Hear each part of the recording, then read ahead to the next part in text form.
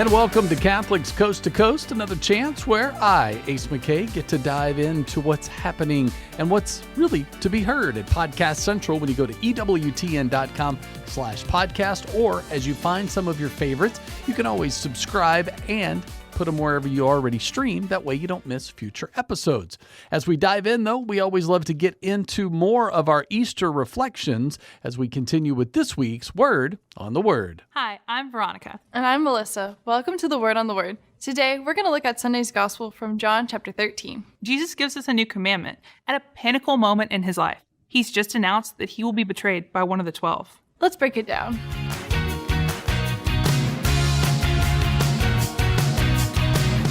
The Gospel starts off with Jesus stating that the Son of Man and God are now glorified at once. He also says that he'll only be with the apostles for a little while longer, and where he's going, they cannot follow. I've always wondered how the apostles felt when they heard this. Their confusion, their dedication to the Messiah whom they put all their faith in. And then he adds a new commandment: love one another as I have loved you. Just think, when the apostles heard this, they had no idea what Jesus was talking about. Jesus was about to give his life, not just for them, but for all mankind, to save everyone, even me and you, from sin and death. Growing up, my parish would host a Knights of Columbus Council who would recreate Leonardo da Vinci's Last Supper.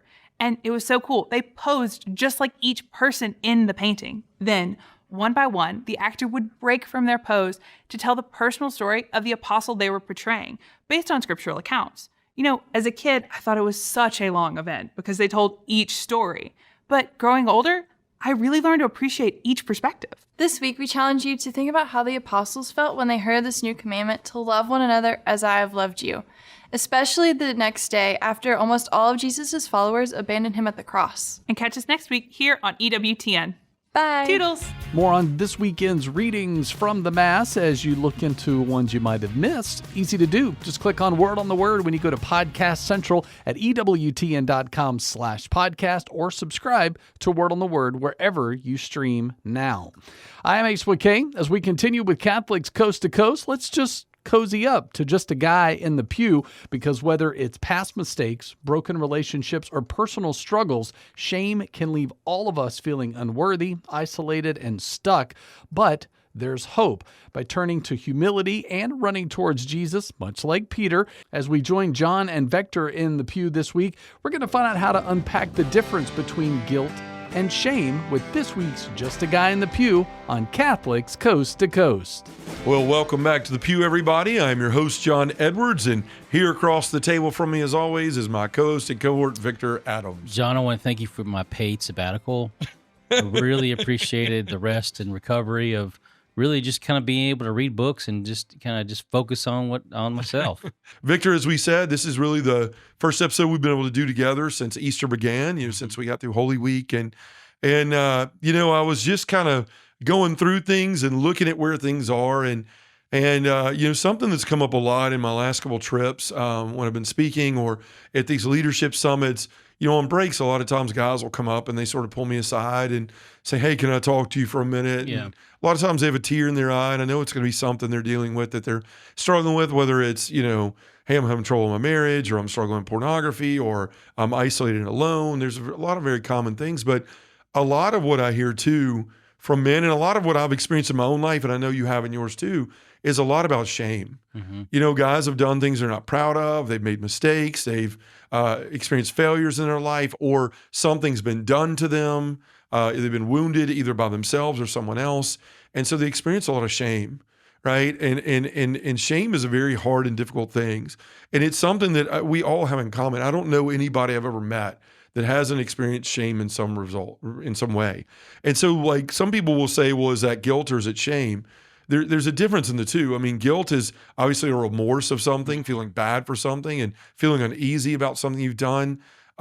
Shame is where you allow those feelings and that emotion to sort of permeate your entire being. And then it's not about a mistake you made. It becomes you are the mistake, right? And that everything you do is a mistake, and you lose your value and you become worthless through that. And so like, I want to make sure that we're defining this in a very Catholic way. So I looked up through some different resources of Catholic places that talk a lot about healing and restoration and shame. And this is really what I kind of a mix of what I came up with is shame is a complex and often painful emotion that arises from a perception of being flawed or inadequate. It encompasses a negative evaluation of the self as a whole. So like now all of a sudden I see myself negatively in everything that I do, not just this one thing, but now everything I am is bad and not good and not lovable. And so it goes on to say, it tends to isolate the individual from God and from others, and it makes us feel unworthy of love, forgiveness, and acceptance. So shame, honestly, sort of summing that up, seeks to make you believe that you're no better than your mistakes and that your mistakes are what define you, and self-condemnation follows, and ultimately a loss of grace. Because what do? Just like Adam and Eve, as soon as they made the mistake and realized it, they hid in the bushes and they started to cover themselves because of shame. And that's often what we do. And so this week I thought about, like, so many people ask me how to deal with my shame, and there's so many different answers for this. There's so many different ways to be able to do that. And obviously, like consulting people at the JP2 Healing Center or other places like Encounter Ministries and things like that out there have a lot on this. The saints talk about it, but the funny thing is, Victor, like whenever these questions seem to arise and I start to ponder them over, God never leaves us abandoned, right? Like he always shows up with some sort of thing to reflect on, and that brings me in my experience to places where I'm like, man, this is exactly where I am. This is exactly where somebody that spoke to me is right now. And this is the Lord trying to show me an answer to this. It may not be the whole answer, but it's a beginning, right? And so this episode's called A Remedy for Shame because the other day I was reading the gospel and trying to keep up with the daily readings and reflections and trying to keep this wonderful place I've sort of been in with my family as we've come off of a great Lent and a powerful Triduum, is now to enter into that in the Easter season. So I was reading this, and I found some wisdom in Peter, and an example in John 21 from like last Friday or a week or so ago. And so I want to get into that and talk about like how in this particular scripture example, which can be used for a lot of different things, but the Lord kind of shined a light on shame and a remedy for it today. And so I know you probably have some thoughts on shame too. So I'd love for you to jump in here and kind of comment on that before we get into the example. Well, and piggybacking off that, obviously it's, shame is something that, if we're not careful, will color ourselves as in a negative way, where we feel ourselves unworthy, unable to be loved, unwilling to participate in life. It may be turned to something to soothe us, which are probably not the best way to do it, and that's where addiction usually comes in. So, shame is something that has to be very carefully not to be controlled in your life. And what that means is that, you're talking about Adam and Eve, how much shame they had.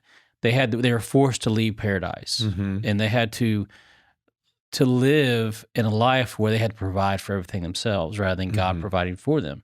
So you can imagine how much that was on them day to day when they told their children, hey, this is the story of our origins, and then of course the whole issue between Cain and Abel, where they mourned the loss of a son, and then another loss of the son because who fled.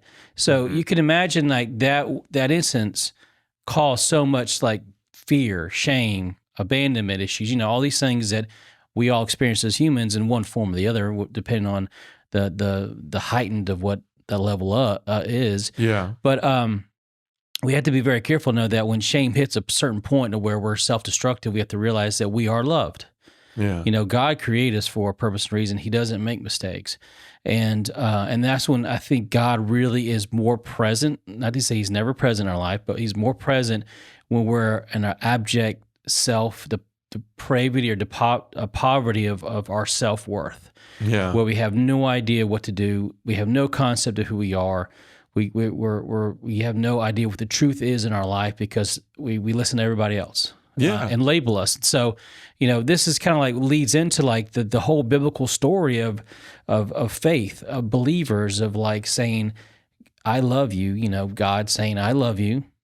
You have a purpose, just live in the will that I have set for you. And as we know, when we don't live in God's will, then therefore guilt comes in. Yeah. And then if we blame ourselves for everything that happens, then that shame gets part of ourselves. So yeah. No, it does. And that's one of the things that, like, when I love about the readings that always come after Easter, especially the tail end of John and then into Acts, because we see this great loss of Christ and the people that followed him and failed him in a lot of ways by running and abandoning him and leaving, and no more so greater than Peter, right? I mean, obviously Judas betrayed Christ, but Peter stood there, denied him, all those things. And you can just imagine the shame that he felt. And I think that's why so many people, all of us, we can relate to Peter because we see his great moments and his failing moments. He wasn't at the cross, right? Because of that shame, yeah. Yeah, and so we see, like, often how he can, the ups and downs of Peter, which is very relatable to all of us. It should be, because we all can experience that. But, like, I love in John 21 when they're kind of sitting around after Jesus died, and they're like, well, what are we going to do? And then Peter said, I'm going fishing. And they all said, well, we're going to go with you. And so they go out, they fish all night. It says they were tired, they didn't catch anything. And then the next morning when dawn breaks or whatever, they're going along the shore and they see, somebody in white walking. And all of a sudden the man says, throw your nets over the side. And they do, they catch all these fish. And we see Peter, a moment after he does it, John sort of screams, it is the Lord. And Peter, in his rashness, jumps off, swims straight to the beach. And then we know the Lord gives him an opportunity there to sit with him and to be forgiven, to really be told that he's loved, and to be called back into his rightful place as the rock and as our first pope there in that scene. But what I really found about this is, like, it was really impactful because I've read this a million times like everybody else has, right? I've read this and read it. But in this particular time, in dealing with shame, something really struck me. I was reading a reflection, and the priest said in the reflection, deep down inside in this moment, Peter, when he dove off the boat, when he saw it was the Lord, with all that shame that was in him, all that just, you could just imagine how he must have been like, man, not only did I deny him, I denied him while he was looking at me. I was supposed to be his rock. I was supposed to be there, and I ran. And even as I followed him, I followed at a distance, and I didn't stay by his side, and I let him go through all of this. And then he looked at me as I denied him. So imagine carrying all that. But then in this moment, like, you would think Peter would just, like, hey, turn the boat the other way and go the other way when he finds out it's Jesus. Like, I don't want to see him. I don't want to deal with this. Like, he's going to be so disappointed in me. But instead, what does he do? Like, he just tucks in his clothes, doesn't even strip, and then, like, jumps in the water and swims immediately to Jesus. He runs to him instead of running away from him. Right. And I never really thought about that before. Like, how I saw how anxious he was. I was like, well, Peter's always been brash, right? Like, so he just was like, I got to get there now. And even though he might have been 10 feet from the shore. But really what that priest opened my eyes to was, like, something deep inside of Peter said, if I'm going to deal with this shame, I can't run away from Jesus. I need to run towards him. And how often is that our reaction, Victor, to where, like, things happen, we do things we don't want to do. And you know what? We don't go to confession. We don't go to mass because we don't go to confession, and we don't want to deal with it. And maybe it's the same thing we've been doing over and over again. So our shame is feeling like, I don't want to go in there and tell this priest again that I've fallen to watching something I shouldn't have and been impure with myself, or that I drank too much again, or that whatever your sins are, whatever your repetitive sin is, the shame comes in that way, and we want to avoid these things. But Peter shows us in the moment that he chooses to run right towards him. So the question to ask is, like, what really happened? What really changed in Peter? What is it that happened to Peter to make him realize I need to run to Jesus? When, quite honestly, Victor, for so long in the Gospels, we see Peter being obstinate, being self-reliant, sort of always not barking back at Jesus, but responding in a way of, like, sometimes disagreeing with Jesus or argumentative with Jesus. And so that's the kind of the thing I want to talk about is, like, this remedy for shame that Peter found. What is it, and how can it help us? Right. It could have been where his heart was so overwhelmed with sorrow, so with weight of, like, disappointment, that he was finally led by his heart rather than his head, or by his anger, by his emotions. And this is probably the first time where Peter changes to be Peter the Rock, just, I'm loving Jesus. I have to. If I can't love him, then there's nothing I can do in this life. And I think that's what we all are in the same sense, is that once we let God into our heart, Christ live in our hearts, then guess what? We're all synced up to the same rhythm of faith. Like the heartbeat, like love God, praise God, love God, praise God. It's like, and all of us in the whole world, our heartbeats are all synced up in the sense, because not only God gives us life, but he lives within us, and our heart sings, and our heart seeks to change the world rather than to change the world for myself, for my own comfort. And that's the shift I think Peter we're seeing, is that he is just he's being led by his heart. He's being led by love rather than like, well, I don't want to seem like I'm, I'm the leader and I got to be careful what I do. He's just like, I'm going to be the example of love. Yeah, I definitely think there was a change in his heart. And I think that change was Peter finally found humility, right? Like, because here he is probably sitting in that room and after Jesus died thinking like, I ran from him and now I'm in this place. What if I had just run to him, right? What if I had just run to him? Yeah, I may have died, but I would also have been there with him. Like what if I had just run to him? And if I only had a chance to he do it was again? going through those scenarios of like, why did I say no? Why did I deny him? What was wrong with me? Why?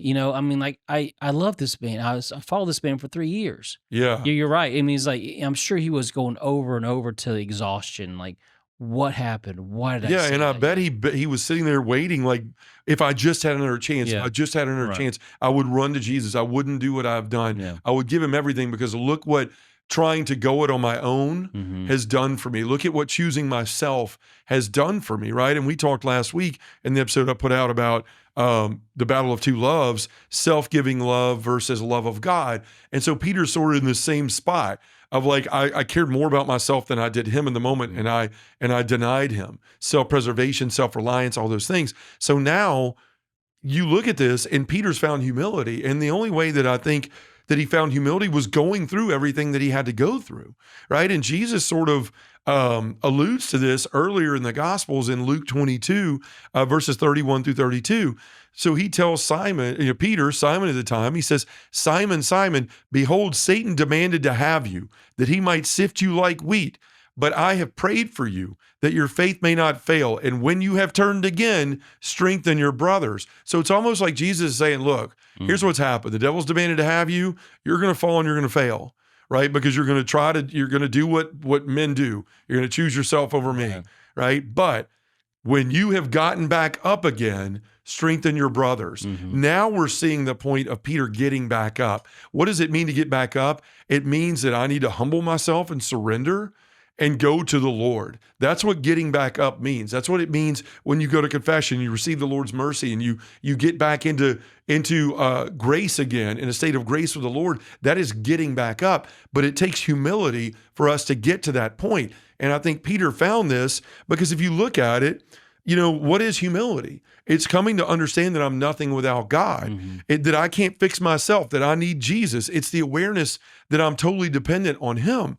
And this is one of the toughest and hardest lessons that we ever have to learn as a Christian, is that I can't do it myself. I need Jesus. And so Peter, I think, began to figure this out after his denial of Christ. He had been so self-reliant and so dependent for so long that he had chosen himself over Christ, and he comes to his wit's end. Like, every time I've chosen myself, look what's happened. Every time I've said something or done something contrary to what Christ has said, I wound up in some place. And you see that in some of the other scriptures, like when he first called Peter, he says to him, he says, put out into the deep and let your nets down for a catch, in Luke 5:4-5. And what does Simon say? Master, we toiled all night and we took nothing. Like, I hear you, man, but I know what I'm doing. I've fished all my life. You're some sort of preacher. Like, you leave my business to me and you handle your business. And what does he do? Right after, he says, all right, whatever you want. And he pulls in these fish. But in the beginning there, when Jesus called Peter, he was very self-reliant. He was very obstinate. We see later on in other verses, when Jesus says, who do you say that I am? And Peter says, you're the Son of God. You're the Christ. You're the Messiah. And Jesus says, human knowledge didn't reveal this to you. It was the knowledge from my Father. And so now I'm going to call you Cephas. I'm going to call you the rock. and on this rock I'll build my church, and the gates of hell will never prevail against it. Well, that happens, and great for Peter, a great moment for Peter. Seconds later, God forbid, Lord, because Jesus says, I'm going to have to die. And Peter says, God forbid, Lord, this shall never happen to you. And then Jesus turned to him and said, get behind me, Satan. You are a hindrance to me, for you are not on the side of God, but of men. And that's Matthew 16, 22 through 23. So again, we see where Peter is choosing this self-reliance and this knowledge of himself and not really listening to the Lord. He almost thinks he knows a better way. And so then again, what does he say that we just saw in Lent, right? On Holy Thursday, in the washing of the feet, Jesus starts to wash feet, and Peter's like, you're never going to wash my feet. And Jesus looks at him and is like, if you don't let me do this, you can't be with me. Yeah, no part of me. Yeah. And so again, even though Peter figures it out, he's constantly in this grip, this battle, this tug of war with the Lord about what the Lord says is right and what Peter thinks is right. And so he struggles through all of this. And then finally, at the Last Supper, we see him when Jesus says, truly I say to you, he's telling them he's going to die again. This is my last night with you. And Peter says, Lord, no, it can't be true. And Jesus says, truly I say to you this very night, before the cock crows, you will deny me 3 times. And Peter says, even if I must die with you, I will not deny you. Right? He says this before that. He looks at him, and after Jesus says this, he says this first. Though they all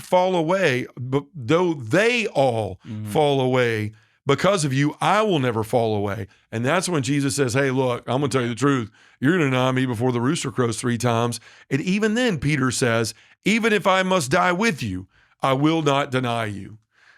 That's Matthew 26, 33 through 35. So we see all these points where Peter kept going like, I know better than you, or there's a different way, or, and whether he meant to or not, he was just sort of refusing to surrender to the Lord. He was refusing to be humble and just to listen. He thought he had a better idea. And so that translated into when the time came to deny him, he chose himself over God. But here he is in this place where he sees Jesus again, and this time, he doesn't argue. Like we said a minute ago, Victor, like he's just going down the beach, and this guy who he doesn't even recognize as Jesus yet says, hey, buddy, guys, why don't you throw the net on the other side? And he goes, okay. And they do it, and they pull in the fish. And that's when John goes, it is the Lord. Yeah. And then that causes Peter in that moment to dive in, to swim, and to chase after Jesus. And that's the thing. Like he heads straight for Jesus. And this is the point of the whole episode. Like that humility is a direct response to that shame. It's a remedy for that shame. It's the way when we go, I'm feeling shameful. Look at what I've done. I'm nothing more than this. It is a call to go, you know what? I've made a mistake, but that mistake doesn't define me. And I need to go to my Lord no matter what state I'm in. And that's what Peter did. And that's what he shows us, is that humility is an opportunity to combat the shame that we feel in our life. Yeah. Oh, well, I mean, in going back to that moment, not only is it so profound, a change for Peter's, I guess, personality, but also it doesn't really say he speaks to God. He just sits there with Jesus, looking at him face to face. Yeah. And it's almost as if Jesus can just feel from his eyes, his whole body language, like, I'm sorry. I'm sorry. I denied you. I'm sorry I left you. I'm sorry I wasn't with you by the cross like John was. I'm sorry I wasn't there to support and help your mom when you were dying. It's like it seems like he wasn't really part of much of the whole the passion. He may have been in the crowd. We don't know. But yeah, he was. Yeah, it doesn't say that he was at the cross. Right. I mean, we know that he was with him up till he denied him. Right, and so we just don't know where he was. Obviously, he was probably, like you said, bound with shame, and just apart from the disciples, in some sense, because he was trying to figure out what's going on. What is all this happening right now? Overwhelmed. But going beyond that to just by sitting in with Jesus with a charcoal fire, which just for him is like old times. Yeah, which is him and Jesus and the small few. Well, he's bringing him back to the moment he denied it, right? Around a charcoal fire. Yeah, and that's what I was saying. He's leading them into that confessional. But, yeah, yeah, because they are, and they were. I mean, most of the apostles, I think. I mean, biblically, they all returned to the upper room and hid there, scared. But like. This is the thing that Peter starts to figure out is like, the important part is he realizes through humility every time I've chosen myself, every time that I've done something or spoken contrary to the Lord, I've wound up away from him. I've wound up at odds with him. Self-destructive. And so now I'm finally have a chance again that I didn't think I might get. And now I'm going to run to the Lord. And like I said, Victor, all of us, we feel inside the shame. The devil's in your ear and he's telling you the Lord doesn't love you. The Lord's not going to forgive you. You're never going to be able to overcome the things that were done to you or that you've done to someone else or to yourself, right? You are unlovable. You are despicable. And God will never have a place for you again. And we listen to that wrong voice and it drowns out the voice of the Lord and the truth of the relationship between God the Father and us as beloved children. Jesus is here to restore and reconcile that. And so in this moment, he does that for Peter. He brings him back into right relationship. And Peter starts to understand in his humility, from all the lessons he's learned, he's finally learned to be humble and surrender. So I'm just going to dive in with reckless abandon and place myself before the Lord no matter what happens, no matter what way he treats me or anything like that. I know that no matter what comes of this, I have to go to him. And so he goes to him and because he knows he's nothing without him. Right. And that's the thing that we all have to start to understand. So as you alluded to, what happens? Jesus isn't sitting there with a whip. He's not sitting there with a paddle. He's not sitting there with handcuffs, right? He's not sitting there, giving Peter something to, hey, why don't you just take your own life? Because like you're a waste of space. Which we often feel and can hear in our own shame from the devil. He looks at him and like you said, Peter doesn't really even say anything. And Jesus starts asking questions. Do you love me? Do you love me? Do you love me? And Peter answers those and twice in a way that the Lord is still looking for more. And finally, Peter gets it right at the end when he says, I love you more than anything. He says, feed my sheep, right? And eventually he says, follow me, right? And then he says, you will follow me all the way to a place you don't want to go. And he's alluding to Peter eventually following in his footsteps, being crucified. But like Jesus forgave Peter and set him back on the path to following him and becoming the person he was always meant to be. Like those mistakes that Peter made, those times where he spoke contrary to the Lord, when he denied him 3 times, that didn't define Peter. That wasn't the end of his story. That wasn't the end of his life. That was just a sentence on a paragraph on a page in his story. And Jesus is trying to illuminate all of that to us in this gospel reading with Peter. That's why I love that it's stuck there in John. You don't see it in the other gospels. And you come to that final gospel, right? As you're about to enter into Acts and you see like what's going to happen with Peter and the apostles when Pentecost comes and the Holy Spirit falls upon him. But this defining moment was when Peter got his mojo back, when he got back into right relationship and he received the grace of the Lord again.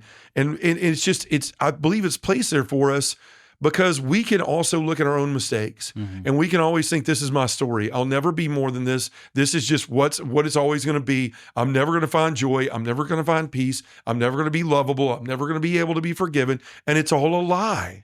And that's what Jesus is trying to show Peter, and that's what he's trying to show all of us, right? He became the man he was always meant to be because he chose to be humble instead of being prideful and going back and thinking about nothing but his own shame, and that God wasn't big enough to overcome anything he had done or anything that he felt because of what he'd done.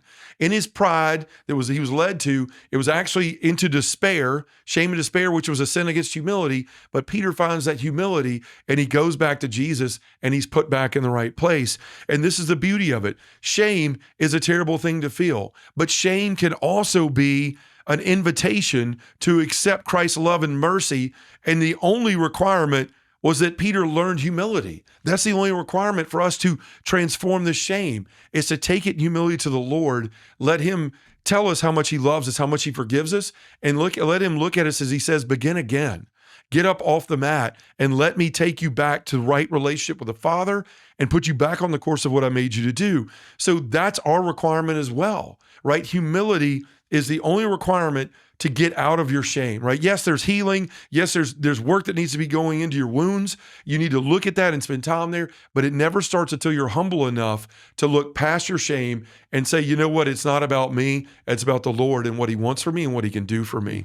We can find healing, restoration, and peace no matter what we've done. And we know that we can go beyond that as we reach out for God's love. Great stuff this week from Just a Guy in the Pew. You want more on this conversation or others like it? Go to podcast Podcast Central. EWTN.com/podcast is the easiest way, or subscribe to Just a Guy in the Pew wherever you stream and listen now. I'm Ace McKay. We're going to take a quick break, but when Catholics Coast to Coast returns, the Catholic Gentleman exploring how to navigate major life transitions, whether you're building enduring relationships or maintaining family priorities amid professional demands. We'll find out more as John is going to talk to Joe Hart, the author of Take Command, on conquering the fixed mindset that paralyzes many men. More on the Catholic Gentleman when Catholics Coast to Coast returns. If it's central to the faith, you can find it on EWTN Podcast Central, featuring the best of EWTN radio, as well as faith-filled podcasts from our friends and affiliates across the nation, all in one place, all free. The destination for great Catholic audio programming is EWTN Podcast Central. It's like podcast heaven. Visit EWTN.com/radio/podcasts today.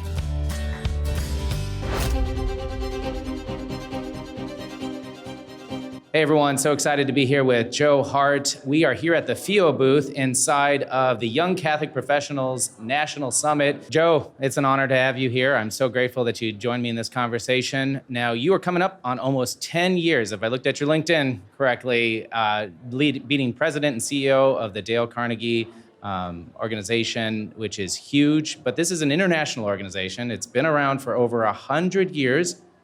Yet nevertheless, 10 years is still a long time, and so I want to set the stage, hearing from you, what's motivating you? What keeps you going every single moment of the day, and what is just the passion that's driving you to keep on doing what you're doing after 10 years?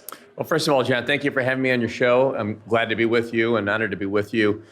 Dale Carnegie is an incredible company, and I know you and I were talking previously that I took the program and it truly changed my life. Yeah. So when I was a young lawyer and I took a Dale Carnegie course, it really helped me develop a much greater level of empathy and interpersonal skills and caring for other people, and also a different vision for myself. If it wasn't for taking Dale Carnegie as a young lawyer, I wouldn't have probably left the practice of law or started my own company. And so Dale Carnegie has been such an important life-changing part of who I am that when I had the opportunity to become the CEO in 2015, it was really almost like I kind of think about it like the kid who grows up watching the Yankees and then he finds himself on the pitcher's mound one day, It.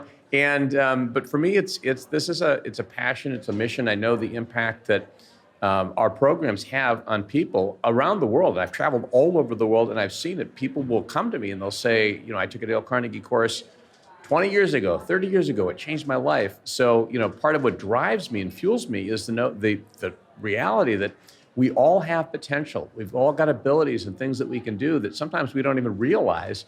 And the Dale Carnegie programs can be a pathway to helping people discover those. And we've done it, as you said, for 113 years this year. 113 years. Wow. Yeah, and I've been honored to be a part of it for the last 10. So that's been pretty incredible for me. Well, where is the Dale Carnegie organization at right now, and where is the plans for its future? And that you're leading it, right? And I've heard you navigated through COVID and you accelerated to the online program. Like all of these different things are just remarkable, but what's the future now? Well, I think the future, frankly, has never been better. I'm really excited about it. We are a global franchise organization. We've got 200 operations. We're in 86 countries. Almost all of our operations are franchised, meaning that we've got people in every region who live in that region, speak the language or of the culture and so forth, and that is in all of those different countries. And part of what's happened over the years is our company has come together in an incredible way. We truly are one Carnegie organization operating as one company to really help our clients around the world meet whatever their needs are. So they might have people who are working remotely or in person or both, or they may have people with cross-generational issues. You've got 5 generations in the workplace, John, which is really incredible. And people often see things differently. You've got people who many times who have become managers and they really don't know how to lead. They were great individual performers, but now they need leadership skills. So as I look at the needs in the workplace and how dynamic the world is, and frankly, in many ways, how polarized it is and how we need to come together and have really powerful interpersonal skills, We as a Dale Carnegie, I think, are very well situated. And the one other thing that is we haven't talked about yet is what does AI do to this? Where is AI in the equation? And I actually think that certainly in the near term, what it's going to do is to create opportunities for people. You and I, we're all going to have to really focus on being more competitive individually and making sure that we've got really stronger social skills, creative skills, interpersonal skills, communication skills, because those are the things that are really going to be at a premium at an age where AI is automating other kinds of things that maybe were more administrative or more repetitive kind of parts of our roles. So as a global company, I'm super excited about the future. Yeah, there's so much. And hopefully we'll get time to come back to AI. I do want to lean into something that you bring up in your book and something that in my ministry is constant, this fear of failure. It comes up in the lives of men and women all the time. I was just meeting at Easter with my 20-year-old nephew, and I just asked him, I was like, so what's concerning you? And in a very 20-year-old way, he said, I just don't want to screw it all up. And so I pose that to you and say, how do you get started with somebody that is having these this fear of the unknown, this fear of future? And I know that not only did Dale bring it up so well in How to Stop Worrying and Start Living, but you bring it up in Take Command. And so somebody's in their 35, they are likewise feeling like they're going to screw it up as a father. You've got a 20-year-old who feels like, where do you start with somebody like that? Well, first of all, I think it's the recognition. We can easily forget, right? I think when we were younger and we are trying to find our footing, we have a natural insecurity in terms of what we do and a natural fear that everything seems so big. And in fact, John asked me today, it's like if I were to give myself a 21-year-old version of myself advice, what's the one piece of advice I'd give? I'd probably say, don't worry. Yeah. You know, I mean, I think about all the things I used to worry about when I was younger. And so recognizing, you know, I'm older than you are, and you're older maybe than your nephew was, and so forth. But that's a natural place, and really to try to pour into them that, you know, life is great. And how do you define failure? If failure is, I tried to do this and I didn't achieve the result, I mean, we're going to fail all the time. That's not necessarily a bad thing, you know, but if I say failure is something that I'm not going to view it that way. I'm going to view it as, what can I learn from this? And then really I minimize what failure is. I say, I mean, if I think about all the different things that I set out to do that didn't work out the way that I wanted to, if I viewed those as a failure, I'd probably be depressed. On the other hand, if I say to myself, my gosh, I've learned so much. This is all part of God and the experience kind of equipping me to deal with things and to grow. And that's really what this is about, right, John? I mean, we know that it's about how do we help ourselves grow? How do we help other people grow? Yeah. Oh, great. And let's just keep on down this pathway here, because I really like it how you bring it up here in Take Command, where you're taking command of your thoughts. You've just kind of alluded to that, and your emotions. And I'd love for you to just explain that to me and to our listeners. Well, the biggest challenge I think we all have, in fact, this is something someone asked Dale Carnegie, hey, what's the most important thing you've ever learned in your life? And he said, the most important thing is the value of what we think. If I know what you think, I know who you are, and our lives are what our thoughts make it. So sometimes we don't even pay attention to the fact that we may be thinking a certain way or have a certain point of view or a certain mindset that limits us or holds us back, or that we say things to ourselves. And so the first recognition of this is to say, I need to be aware, number one, of what I'm thinking and what my thoughts are. And the second thing that Dale Carnegie talked about is that we have the right and the ability to choose our thoughts. So when we choose the right thoughts, we're on the road to solving all of our problems. So, you know, if I wake up in the morning, and this happens constantly, right? You check your email or you go to social media and you see something there that might be like, oh my gosh, this day is going to be horrible. I've got this guy, he's just at it again. It's like, time out. What is my thought process here? Am I seeing this the right way? Where's the opportunity here, right? So I can pull myself back. And also, you know, we were talking about this even yesterday at the workshop that we had. What are the undermining thoughts we have? Someone says, I could never do this. Yes. I'm too old to do this. I'm too young to do this. I don't have time to do this. If those are our thoughts, then they're going to limit us in anything that we do. On the other hand, if we could reframe those thoughts, then it can unleash the ability within us to take action.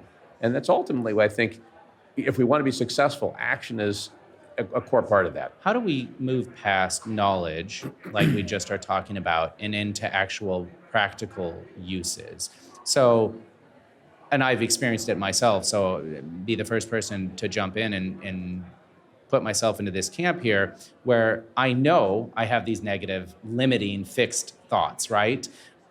And I know that I need to work past them. And I do good for a day or two, and then it falls off. And so the framework that I have, or the framework that somebody might have, is insufficient to carry us through in the long run, right? To help really change our neural pathways, right? To where we can start thinking more positively. I'd love to dive in just a little bit deeper there. And how do you speak to somebody who's like, yes, I know this, but I still can't do it, right? Yeah. They're still having that fixed. It's a great question, and it's something I think everyone struggles with. And the analogy I think that people can relate to is exercise.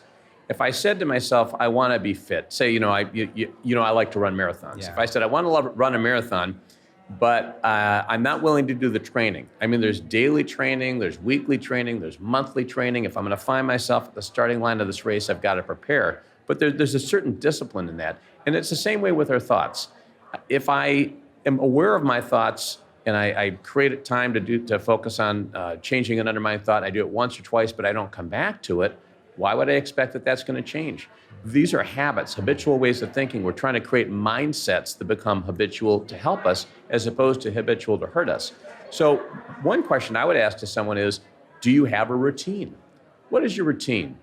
How do you create space every day, even a little bit, 5 minutes, 10 minutes to think about, where you are, what went well today, what did not go well, what do you want to change? Do I create space to be intentional? So for me, the first 30 to 45 minutes of every day is doing that. Part of it for me is it's deeply wrapped up into prayer. I spend that time praying, but I might look back and say, okay, so, and you're familiar with the Ignatian exercises and yes. the concept of examine and saying, okay, so what do I have to be grateful for? Where is the Holy Spirit working in my life? But also just from a pure practical sense, what do I need to change? What went well? And so forth. And so that's really, having that space is the start of creating a habit. But there's a daily discipline. And that, again, no one's going to be perfect. You're going to have a bad night's sleep or a bad day, or maybe you don't do it in the morning, but you miss a couple days. But it's the ability to pick ourselves up and keep on saying, I have to be intentional about how I think, about how I grow, about my emotions, and so forth. And if I don't create that space, it's very, very difficult to happen on its own. That's so good. It's that rule of life. Men, it is the month of May, which is also the month of Mary inside of the church. And as such, for all new Catholic Gentleman Plus annual subscriptions, I'm able to offer you this incredible Catholic Gentleman Rosary. This is a rosary that is designed by Jonathan Conrad and his team over at Catholic Woodworker, just for the Catholic gentleman. It has St. Joseph the Worker on one side. It has the three hearts of Jesus, Mary, and Joseph on the other side. It has the pardon crucifix. It is incredibly strong, very masculine. I love it. Put 9 months into it. You also get all of the great content that we have inside of Catholic Gentleman Plus. There are 27 sessions exclusively for men, going to the heart of what it means to be a man today. We break it up into three main categories. That's self-mastery. That's all the struggles that we're dealing with. Relationships, how to be a better husband, father, son, friend. We also go into our spiritual life with things such as fasting, prayer and work, our Blessed Mother, and many others. We have guest experts like Father Donald Calloway, Father Ambrose Christ, Devin Shad, Jason Craig, incredible men that are all just in the mission to help you and to help men grow in masculinity and grow in holiness in 2025 and beyond. We've got some great sessions coming out. We've got some mini courses coming out. So if you head over to CatholicGentlemanPlus.com, it is the best way to support the Catholic Gentleman. You're going to get that Saint Quote book. You're going to get this incredible rosary, and you're going to get exclusive access to everything inside of Catholic Gentleman Plus. Just thinking about it, we also give you daily saint quotes directly to your phone in inbox or SMS. We give wallpapers to remember what prayers we're doing. We give ebooks inside. There is so much going on inside of Catholic Gentleman Plus. Again, best way to support us. Please head over to CatholicGentlemanPlus.com. Pick yours up today. Keep us in your prayers. You are in ours. God bless. What about tumultuous life changes, like a career transition or welcoming a new child into the house or moving your family like you did from Michigan? My wife's from West Bloomfield, so there was a connection. I grew up there too. Yeah. So great. So, but to New York, right? Like, how do you keep your frame of mind in controlling your thoughts when insecurities might set in because there's just such a new life change? Well, part of it is to realize that there will be life changes and there will be disruption, and we're going to have different emotions about that, and that's okay. You know, I mean, we can have anxiety or stress at different points in our lives, but being able to be aware of that and understand why that is. I might be, you know, struggling with emotion because I've got a child that's keeping me up at night every night, and I'm up and I'm tired. You know, but just recognizing I'm going to do the very best I can. That's part of it. But even, you know, a lot of times we have emotions and we don't know why. Yes. I mean, I don't know if it's ever happened to you where you're like, gosh, I'm really down. I don't even know why. Absolutely. But to take the time in that space and say, well, how would you define if you had a word? I have this conversation sometimes with my kids. They're like, oh, I'm really down. I'm like, oh, well, give me a word. How do you feel? What's the word? Well, I'm sad. Okay, well, what is making you feel sad? I mean, we can have these kind of discussions with ourselves to kind of think about what those underlying things are. But we're going to have disruptions. Going back to your point. Yeah. I mean, I remember when we moved from Michigan to New York and then moved back from New York to Michigan, and it was very disruptive and very stressful. And it was a period, but I continued the discipline of the daily focus and so forth. And that really helped. So it's a recognition partly of just what we're going through at a particular time. Excellent. So talk to me about your own discernment, because you were a lawyer and then you started a company and you sold a company and then you moved to, I mean, these are big decisions. You've welcomed 6 kids into your life. I mean, these are huge decisions. So talk to me a little bit about your career discernment, because I know that in the men and women that I coach or I mentor, there's always this, we go back to this fixed mindset of like, it's all going to fail. If I do something, and then that keeps them from doing something, it keeps them from moving forward. So I'd love to hear a little bit about your discernment when you went from starting a company, selling a company, changing to be such a prominent and prestigious position here with Dale Carnegie. Well, again, I appreciate the question. And I'll tell you that some of this is hindsight, right? Because we grow and mature. So when I left the law, I could be wrong, I was 28, 29, something like that. Excuse me, I went into business. I started my first company around 32, and then sold that at around 37. So all along the way, there were different experiences that are forming me. When I started my first company, and we had 9/11, and it was just a traumatic time for the country, and it was a traumatic time for our business, and I was worried that we might not make it, and we made it through. And part of what I learned in that experience, it gave me confidence. And so ultimately, as I've gone through different experiences in my life, I've gained more confidence and more competence just because of the experience, right? And so I think that shapes it. But when I first made the decision to leave law and go into business, I was very nervous about it. And you spend a lot of time from high school to college to law school. I had a vision of being a lawyer, joining a big firm. I did that. I was on a track that I think would have led me to partner, and my goal at that time was making a lot of money. And when I realized after taking the Dale Carnegie course, again, this course was pivotal because it really challenged me my vision. And when I made the decision to leave the law, I was very nervous. I was like, number one, is anyone going to value my legal background in business? Lawyers have a view that this is all I can do. I've been trained as a lawyer. I'm a lawyer, once a lawyer, always a lawyer. I have many friends who are lawyers who are not super happy 30 years ago. They're still lawyers today. But it was nervous. I had a mentor who said to me, because I got this great job offer, and I told him I was nervous about it. He said, look, there were two things he said. One is, and I always butcher this quote, but it was, it's not the smooth seas that make the sailor a great sailor. It's the rocky seas, the rough seas. The worst thing that happens, he said, is you could always come back into law. So And I never looked back. Going back to that first point. The things I was worried about really weren't things to worry about. I mean, I believe God provides, and my faith is an important part of who I am. And I've had a lot of trust. So even now, as I look at the future, I'm excited about the future.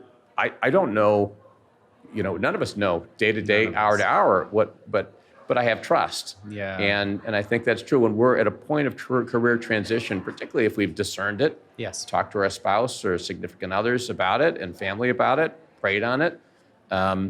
We go in a direction, and if things don't work out the way that we want, we keep on moving. Yeah. And if they work out the way in my experience, they've always worked out better than I've ever imagined.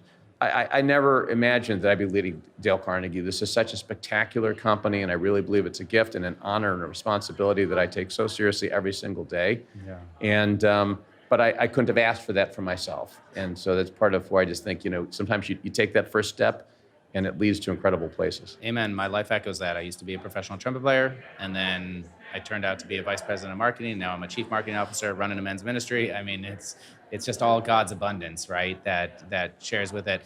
I would like to shift. We talked about relationships, and that is one of the core pillars here. It's actually one of the core pillars of the Catholic gentleman. So for me, it's always self-mastery, right, which we're just talking about here. It is relationships, and it's the spiritual life. So I'd like to dive into relationships with you and talk about the importance of honing our relationship skills and working on them. I'd love for you to just take that in whatever direction you feel so inspired to talk about, because we have to get this right. And as you mentioned earlier, we're so divided these days. And so how do we work on those skills?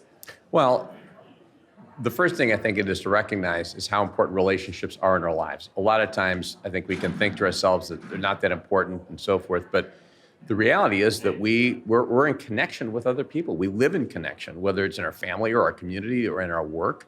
And, we are interacting with people, and we can interact in a positive way and develop positive, trusting, strong, enduring relationships and friendships, or maybe not so much. We could be the source of conflict. We could be the source of dissension and stress. And so, from there's a practical standpoint, there's a religious standpoint. From a practical standpoint, I think the most successful people in life are often those who are really good in relationship. If I want to have a successful, thriving marriage, there's things I need to work on in myself to be a good husband and a good father. And if I'm going to be an effective leader in business, it's the same principle.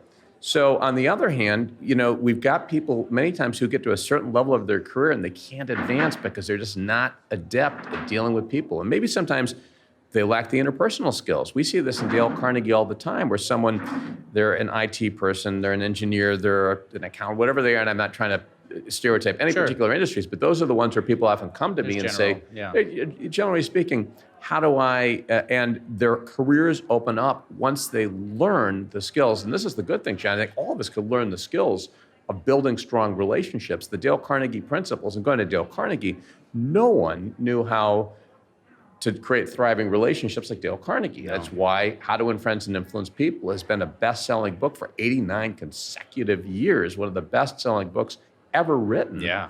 So it is because he has defined and understood some core principles in human interaction that if we follow those things, we can build really effective relationships.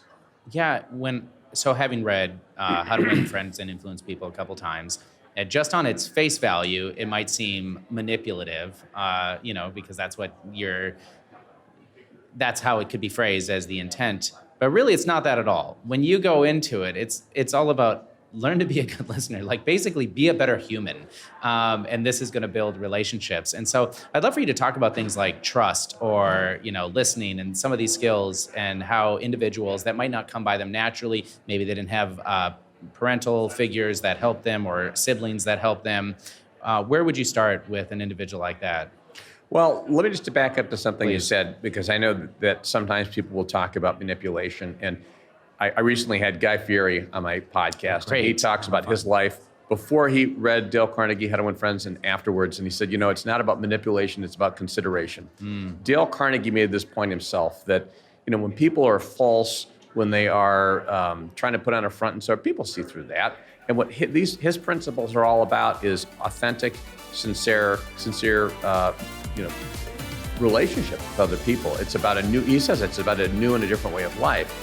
So that's really what it is that we teach. Joe Hart revealing the surprising parallels between leading organizations and guiding our family. If you want more from the Catholic Gentleman, easy to find when you go to EWTN.com/podcast and just hang out. I'm Ace McKay, bugging out for the rest of the week, but enjoy and remember to let God define who you are. I'll see you again with Catholics Coast to Coast.